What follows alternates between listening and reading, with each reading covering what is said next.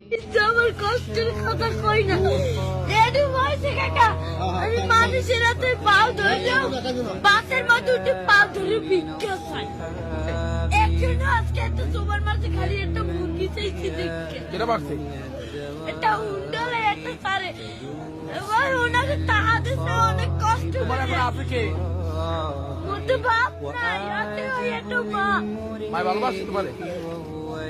মাই বিস্তে বইরে রয়েছে কাকা, মা যদি ভালো না বাসতে ওই দিনে আমি হালাইয়ে তুই আর একটা বিয়ে করতে হেলে মায়ের গর্ব ছিল, হেলে একটার বড় করতে না।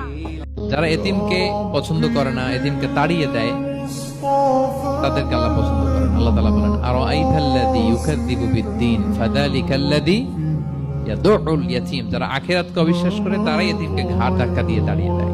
কোন বিশ্বাসী কখনো এতিমের সাথে খারাপ আচরণ করে